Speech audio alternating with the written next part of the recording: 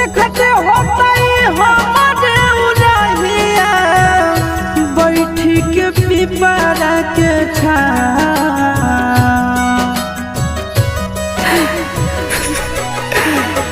देखते होता हमारे उड़हिया बैठी के पिपरा के रुक रुक रुक अरे टरेनिया रुक रुक रुक रे टरेनिया